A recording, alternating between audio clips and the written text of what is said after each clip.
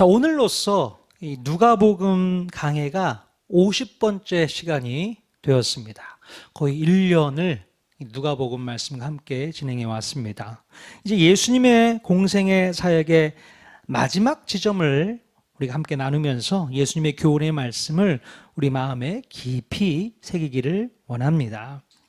지난주에 말씀 본문의 배경과는 달리 오늘 읽은 본문 말씀의 배경은 예수님께서 예루살렘 성에 입성하신 뒤에 벌어진 이야기를 그리고 있습니다. 지난주 말씀까지는 아직 예루살렘 성에 들어가시기 전이었어요. 근데 오늘 말씀부터는 예루살렘 성에 입성하신 뒤라는 얘기입니다. 자, 예수님께서 예루살렘에 들어오실 때에 어떤 모습으로 들어오셨습니까? 바로 나귀를 타고 입성하셨는데 그때 수많은 사람들이 소리를 높여서 호산나 다윗의 자손이여 찬송하리로다 이렇게 외치면서 예수님을 맞이하게 되었습니다. 마태복음서 기록에 보면 온 성이 소동할 정도로 큰 이슈가 되었었습니다. 그러니까 예수님이 예루살렘 성에 오신 것이 그렇게 기쁜 일이 되었던 거예요. 자, 그때 당시 백성들의 마음은 예수님께서 예루살렘에 들어오심으로 이제 로마 정부를 무너뜨리고 새로운 해방된 조국의 지도자가 되어줄 것을 굳게 믿고 있었던 거예요.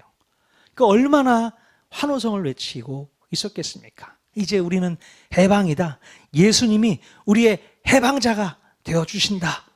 그런 기대감을 가지고 예수님이 예루살렘 성으로 들어오는 것을 환영했던 것이죠.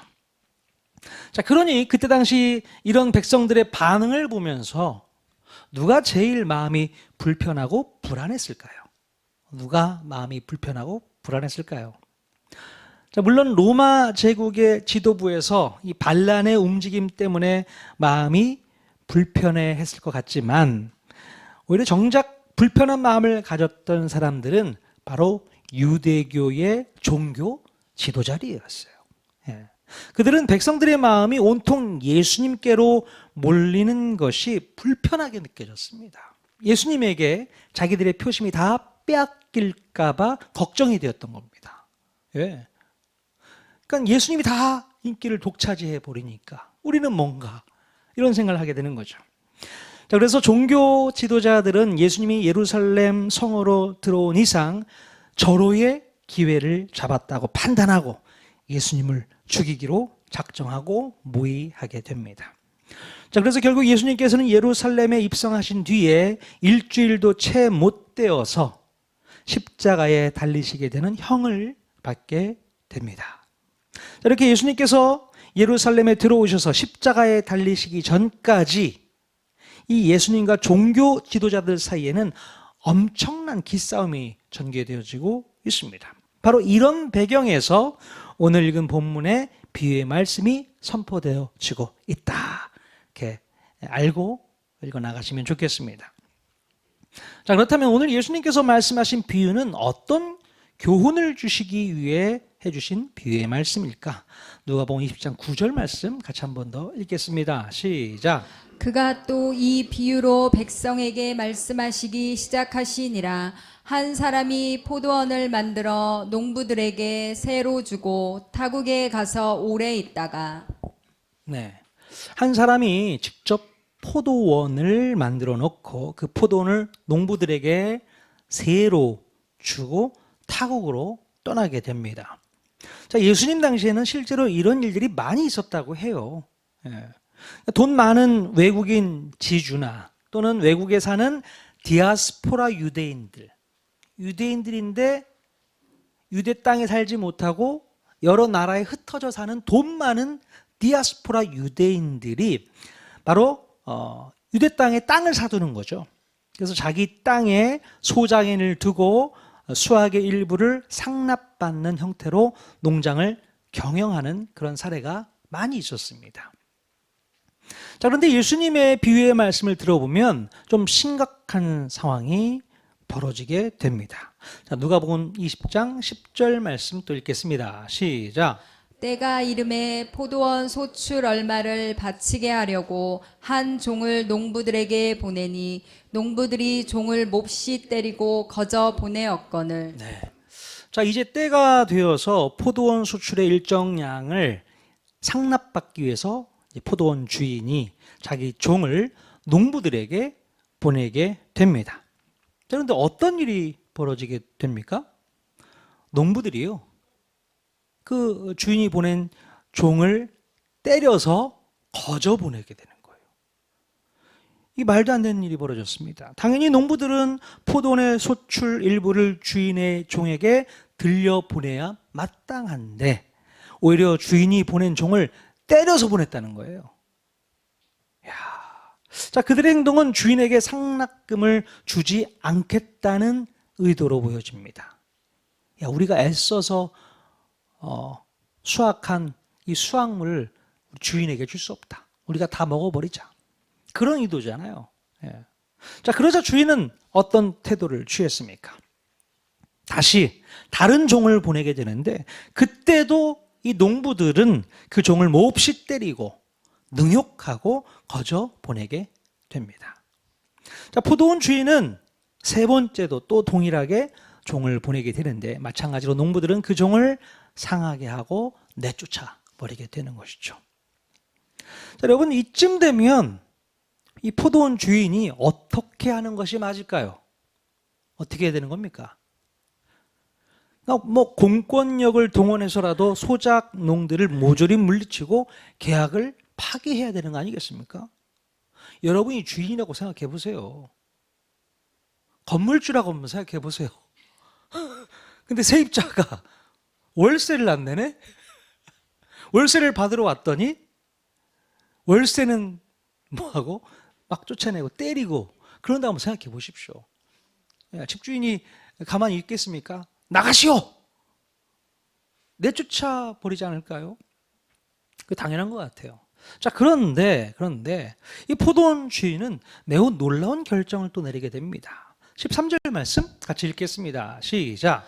포도원 주인이 이르되 어찌할까 내 사랑하는 아들을 보내리니 그들이 혹 그는 존대하리라 하였더니. 네, 포도원 주인은 이제 지금까지 종을 몇 차례 보냈지만 종을 보냈을 때 말을 안 들었는데 차라리 나의 사랑하는 아들을 보내면 그들이 그 아들을 존대해 줄 것이다.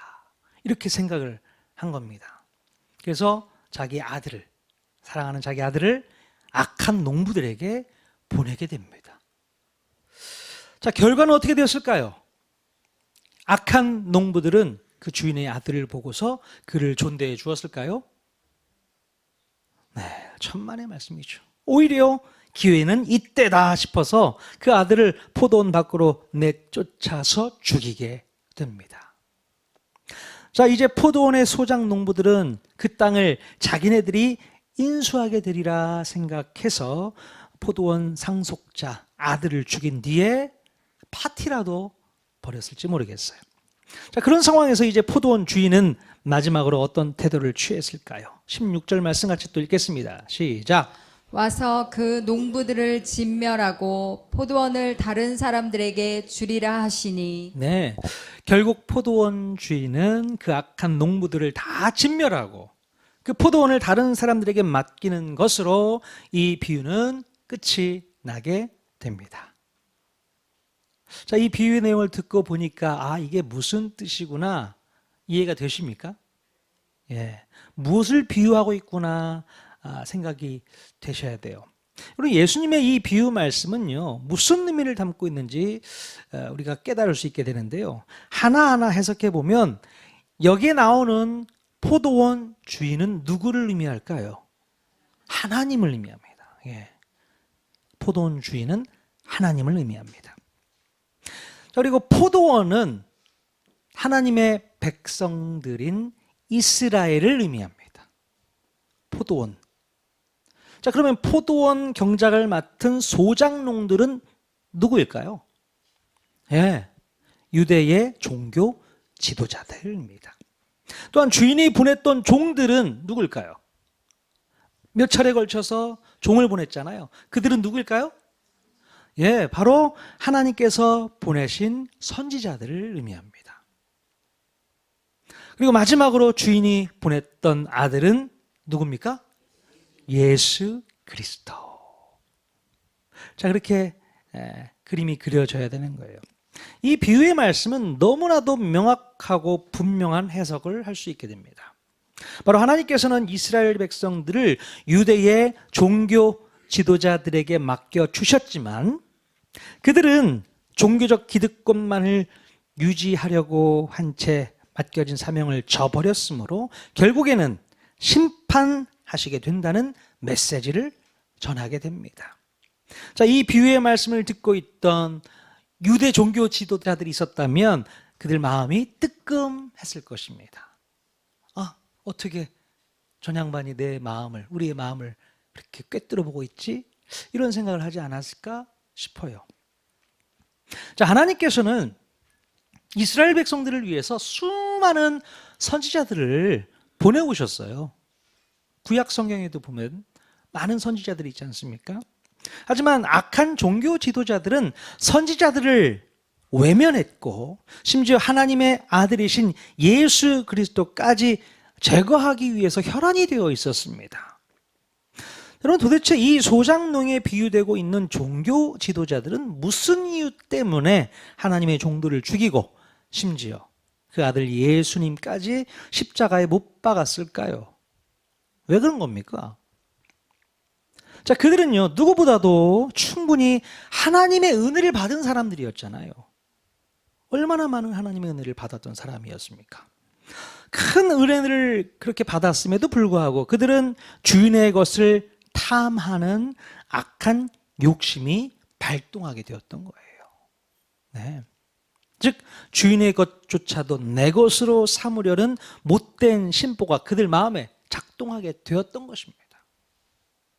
참 안타까운 거죠. 아니, 내가 은혜를 받은 사람이라면 그 은혜에 감사해야 되는데 그러기는커녕 오히려 주인의 것도 다 먹어버리려고 하는 그런 욕심이 발동했다. 이런 일이 분명히 있습니다. 제가 목회를 이렇게 하다가 보면 우리 교회 일은 아니지만 성도들끼리 이 돈 거래를 하는 것을 가끔 볼 수 있게 됩니다. 돈이 가끔 이렇게 필요한 분들이 또 돈을 또 친한 성도한테, 집사님에게 돈 좀 꺼줘, 돈 좀 꺼줘. 그래서 돈을 꾸게 되는 일이 있어요, 없어요?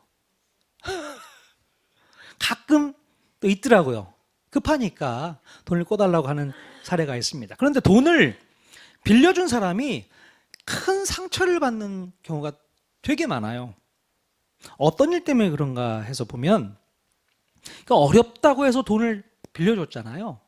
그런데 약속한 날짜에는 돈을 주지도 않으면서, 그러니까 사정이 딱해서 그냥 기다리고 있는데 그 사람을 보니까 하고 싶은 걸 다 하고 사네. 맛있는 거 먹으러 다니고 좋은 거 입고 다니고 자식들 유학도 보내고 돈 없다면서. 그러니까 어렵게 이렇게 꿔준 사람은 그게 너무 상처가 되는 거예요.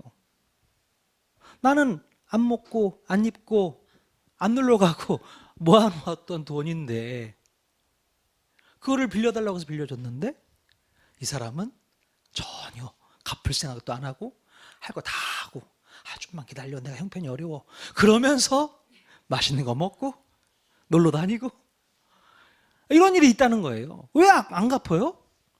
먼저 갚아야죠. 내 게 아닌데 내 거인 양 그러고 살아요. 그런 일이 비일비재합니다. 돈 얘기가 나와서 하는 얘기지만 우리 통하는 교회 성도님들끼리는 돈 거래는 안 하셨으면 좋겠습니다. 정말 그냥 아예 법으로 정해놨으면 좋겠어요. 우리 통하는 교회 성도들끼리는 돈 거래하지 않는다. 근데 가끔 돈이 필요할 때가 있잖아요. 급하게 필요할 때. 이럴 때는 어떻게 해야 됩니까?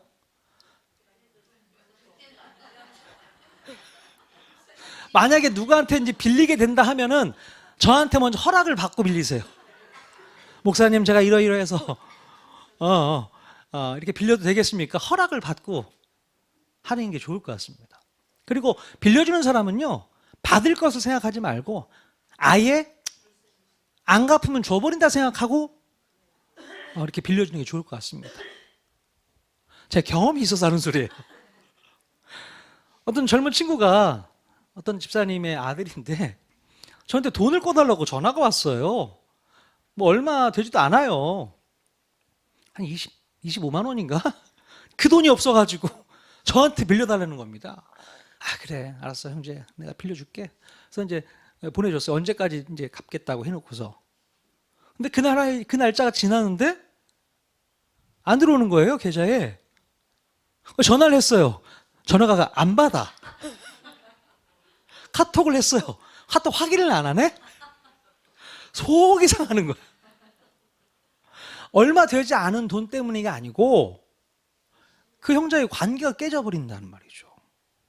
더 좋은 관계를 유지할 수 있었는데 그 돈 때문에 신뢰감이 딱 깨져버리는 겁니다. 물론 돈 못 받은 것도 아깝죠. 근데 빌려줬을 때는 못 받을 거 생각하고 빌려주는 게 맞습니다. 여러분, 참 돈 문제에 예민하잖아요. 우리 통하는 교회 성도들은 돈 때문에 성도들끼리 관계가 깨지는 일은 절대 있어서는 안 됩니다. 악한 사단마귀가 교회를 깨는 방법 중에 하나가 바로 그 문제거든요. 오늘 어쩌다가 이 얘기까지 나왔지 모르겠지만 아무튼 여러분, 이 모습은 이 에덴 동산에서 발생했던 한 사건과도 거의 흡사합니다. 자, 아담과 하와는 하나님의 큰 복을 받은 사람들이었어요. 얼마나 큰 복을 받았게요? 하나님께서 아담과 하와를 그 대단한 에덴이란 동산에다가 그들을 풀어놓으셨잖아요. 그리고 여기 있는 거 다 네 거야. 에덴 동산에 있는 모든 것 다 네가 다스려. 그런 풍성한 복을 받은 사람들이었습니다. 그들은 받은 은혜를 가지고 에덴 동산을 잘 경작하며 사는 것이 그들의 사명이었어요. 네. 자, 그런데 어느 날 갑자기 사탄이 찾아와서 그들의 마음속에 욕심을 불어넣어 주었고 결국에는 그 욕심 때문에 하나님과의 관계가 깨져버리는 안타까운 일이 벌어지게 됩니다. 자, 아담과 하와는 꼭 지켜야 할 약속을 지키지 못하고 어기게 됩니다. 하나님께서 금하신 선악을 알게 하는 나무의 열매는 건드리지 말았어야 했어요. 자, 그런데 에덴 동산 전체를 마치 자기 것인 양 누리면서 살다가 먹지 말아야 할 열매까지도 먹게 되었던 겁니다. 이게 문제죠. 분명히 내 것이 아니고 하나님의 소유이고 하나님의 영역인데도 불구하고 내 것인 양 가볍게 생각해서 그런 엄청난 불법을 저지르게 되었던 겁니다. 인간이 참 그래요. 내가 막 쓰다 보면 이게 내 거라고 생각할 때가 참 많아요. 누구한테 뭔가를 빌렸는데 한참 내가 쓰고 있다 보면은 내 것처럼 느껴지는 거야. 갚아야 될 때는 아깝게 되는 거죠. 그런 일이 많이 있잖아요. 에덴 동산에도 바로 이런 일 때문에 아담과 하와가 범죄하지 않았나 싶습니다. 하나님께서 경작하라고 맡겨주신 땅인데 그 땅을 자기 것인 양 생각하고 있다가 하나님이 금하신 그거 하나 먹지 말라고 했는데 그것조차도 먹어버리잖아요. 이런 일이 발생하게 되는 것입니다. 자, 그래서 하나님께서는 바로 제사장 나라의 선민이 된 이스라엘 백성들에게 하나님의 소유권을 온전히 인정하게 하는 이런 훈련부터 시키게 됩니다. 이스라엘 백성, 히브리 민족이 애굽에서 나와서 제사장 나라를 세우게 되고 제사장 나라 백성으로 살게 되잖아요. 그들에게 먼저 가르쳤던 것이 바로 하나님의 소유권입니다. 이 소유권을 인정하는 훈련을 시키시게 되는 것이죠. 자, 여러분, 이스라엘 백성들이 가나안 땅에 이제 들어가서 땅 분배를 받았을 때에 하나님께서는 그들에게 땅의 소유권을 주셨을까요? 아니면 땅의 경작권을 주셨을까요? 네, 소유권을 주시지 않았습니다. 이 희년법은 자신의 소유를 부인하고 하나님의 소유를 인정하게 하는 그런 훈련이 담겨 있는 법입니다. 50년 동안 열심히 잘 가꿨는데 웬걸 50년이 딱 지나고 나고 희년이 되니까 다 가져가게 되네. 다 돌려줘야 되게 되네. 그 인정해야 되는 거예요. 그 땅은 내 땅이 아니다. 원래 저 사람 땅이었다. 저 사람의 경작권을 갖고 있었다. 돌려줘야 되는 거죠. 그러면서 리셋하고 빈부격차를 또 줄이게 될 수 있는 법이 희년법이었다는 거죠. 놀랍죠. 하나님께서 이렇게 이스라엘 백성들을 다스렸다는 얘기입니다. 자, 오늘 비유에 등장한 이 소장농들, 이 소장농들의 가장 큰 문제점이 무엇이었습니까? 자, 그것은 바로 주인의 것을 인정하지 않고 자기의 것인 양 착각한 것이 문제였습니다. 내 거다라고 생각한 거죠. 자, 그렇다면 오늘 우리들에게도 이런 문제가 없을까 곰곰이 생각해 봐야 됩니다. 나는 이런 문제를 갖고 있지 않을까? 하나님께서 허락해 주신 것을 마치 내 것인 양 착각하면서 자기 마음대로 자기 욕심을 채우는 데 사용한다면 큰 문제가 아닐 수 없습니다. 그러니까 하나님께서 우리에게 허락하신 그 부분을 내 거다, 내 마음대로 내 욕심을 채우는 데 사용하는 것은 잘못된 거라는 거죠. 여러분, 하나님께서는 우리들에게 정말로 큰 은혜와 복을 부어주셨습니다. 우리들이 주님 안에서 복된 삶을 살 수 있고 누릴 수 있는 것은 전적으로 하나님의 은혜인 줄로 믿을 수 있길 바랍니다. 그런데 어느 순간 주님이 주셨다는 것을, 그 생각을 까맣게 잊어버리는 순간에 무슨 일이 일어나게 될까요? 주님의 은혜는 당연한 것으로 바뀌어버리고 그 당연하다는 생각이 감사하는 마음을 잊어버리게 만듭니다. 그리고 또 오히려 가지지 못한 것에 대한 열등감과 속상함과 불편함만 생기게 되어서 욕심만 부리게 되는 것이죠. 여러분, 6년 전쯤에 하나님께서는 마치 우리들에게 포도원을 맡기듯이 하나님의 교회를 우리들에게 맡겨주시면서 잘 경영해 줄 것을 부탁하셨습니다. 예. 그러므로 우리는 지금까지 교회의 사명을 이루면서 잘 살아왔는지를 스스로 체크해 볼 필요가 있어요. 이제 주님께서 우리들에게 열매를 구하신다면 우리는 무슨 열매를 드릴 수 있을까? 자, 우리들끼리만 잘 먹고 잘 사는 모습을 보여드리면 되는 것일까요? 아니면 모든 것이 우리 것이라고 움켜쥐고 있는 것이 맞는 것일까요? 어떤 게 좋습니까? 어떤 게 맞습니까? 오늘 주님은 우리들에게 너희 것이 아니고 내 것이야, 바로 하나님의 것이라고 말씀하고 계십니다. 네 게 아니야, 원래 내 거잖아, 하나님의 것이라고 얘기하는 거죠. 하나님의 것이기 때문에 하나님께서 마음대로 하셔도 우리는 아무 상관하지 말아야 되는 겁니다.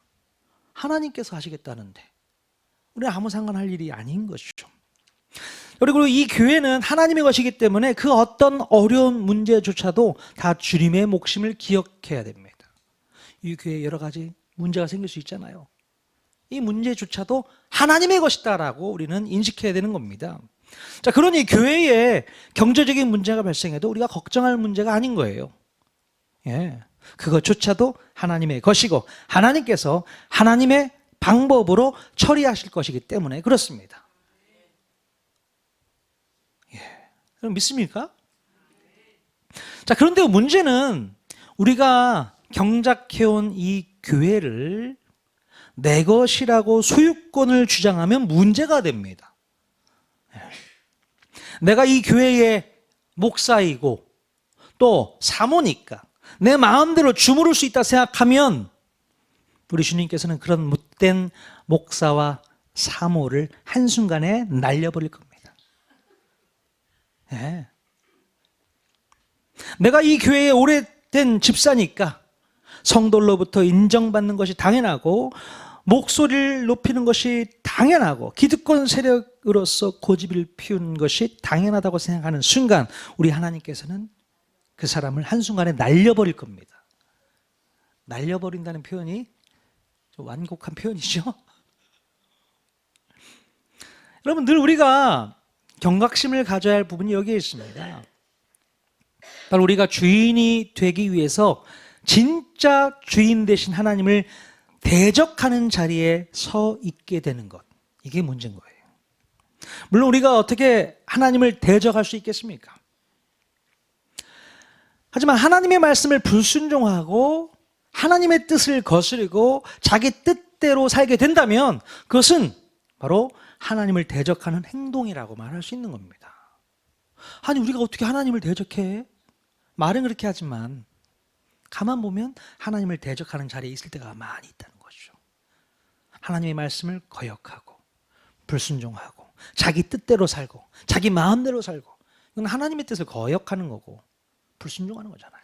대적하는 자리인 겁니다. 그것을 기억해야 돼요. 자, 그러나 우리의 이런 안타까운 모습에 반하여 우리 하나님의 태도는 어떤가? 예. 가장 이해할 수 없는 부분이 뭐냐면, 오늘 본문 말씀에서 정말 이해할 수 없는 부분은 뭡니까? 우리 하나님께서 계속 종을 보내고 또 종을 보내고 또 종을 보내고 심지어 사랑하는 독자 아들까지 보냈다는 사실이죠. 예. 한두 번 보내서 안 되면 어떻게 되는 거예요? 군대라도 몰고 와서 싹쓸이 해야 되는 거 아닙니까? 어떻게 니들 그럴 수가 있어? 너희들의 의미를 다 하지 못하고 내 것을 니들 것인 양 착각하고 그렇게 살 수가 있어? 다 그냥 직멸해야 되는 게 맞습니다. 근데 우리 하나님께서는 어떻게 하셨다고요? 종을 또 보내고 종을 또 보내고 또 종을 보내고 심지어 사랑하는 아들까지 또 보내시는 거죠. 이게 하나님의 방법이신 거예요. 우리 하나님께서는 끝까지 기다리면서 그 악한 농부들이 회개하고 돌아오기만을 기다리고 있었던 겁니다. 예. 그래서 계속 심판을 미루셨던 거예요. 우리 하나님의 마음입니다. 우리 지난주 금요 저녁 기도회 때에 무드셀라, 성경에서 가장 오래 산 사람 무드셀라 몇 년 살았다고요? 969년. 정말 오랫동안 살았는데 이 사람을 왜 오랫동안 살게 했다고요? 예, 그 사람의 이름 자체가 창을 던지는 자. 이 사람이 죽으면 심판이 오거든요. 노아 홍수 심판이 오는데 그 전까지 빨리 주님 앞으로 돌아와라. 하나님께 돌아와라. 회개하고 돌아와라. 시간을 많이 확보해 준 겁니다. 900년 동안. 그런데 사람들은 그것을 깨닫지 못하고 여전히 하나님과 멀어진 상태에서 살다가 결국 노아 홍수를 맞게 되는 것이잖아요. 오늘도 하나님께서는 우리에게 시간을 딜레이 시켜주고 계십니다. 왜요? 빨리 주님 품으로 돌아와라. 주님의 자녀가 되어라. 네가 빨리 죄 가운데 벗어나서 하나님의 자녀로 살아주기를 바란다. 하나님의 마음이 있다는 거죠. 그 마음을 느끼실 수 있으시겠습니까? 예, 주님이 기다리고 계시는구나. 기다리고 계시는구나. 자, 여러분, 하나님을 등지고 멀리했던 사람들이 이제 다시 돌아와서 심판을 받지 않도록 그 심판의 시간을 딜레이 시키시는 우리 하나님의 마음을 깊이 깨닫는 저와 여러분 모두가 다 될 수 있기를 바랍니다. 우리는 처음 예수님을 믿을 때에 예수님을 구세주와 주님으로 영접했죠. 기억나십니까? 제가 구원 체크해드린 분들은 구세주와 주님으로 예수님을 영접했잖아요. 기억나시죠? 네. 예수님은 우리를 죄로부터 구원해 주신 구원자일 뿐만 아니라 이제부터는 예수님을 주인으로 인정하겠다는 고백이 다 있었습니다. 예, 주님이 나의 주인입니다. 인정했단 말이죠. 그렇다면 지금부터는 예수님을 우리의 주인으로 온전히 모셔드려야 되는 겁니다. 그분이 우리의 주인인 거예요. 근데 말로만 주인이라고 하면서 실제로는 내가 주인인 것처럼 살면 못 쓴 거예요. 못 씁니다. 내가 주인처럼 살고 있을 때가 너무 많이 있잖아요. 자, 주인의 자리에 내가 올라서려고 해서는 안 되는 것입니다. 그것은 우리가 주님을 대적하는 행위밖에 되지 않는 겁니다. 주님을 온전히 주님으로 모시고 인정하고 섬기는 삶을 사는 것, 그것이 우리 주님을 대적하지 않는 비결인 줄로 믿습니다. 언제든지 우리는 높은 자리 위에, 주님의 자리 위에 올라가려고 하는 그런 욕심이 있어요. 죄의 본성이 있습니다. 아담 때부터 있었던 그 죄의 본성, 꺾고 부셔뜨리고 오직 주님만 주인의 자리에 올려놓을 수 있는 하나님의 자녀들 될 수 있기를 주님의 이름으로 간절히 축원드립니다. 그래야만 우리는 승리할 수 있어요. 그래야만 행복할 수 있어요. 그것이 우리 삶의 행복의 비결인 줄로 믿습니다. 아멘.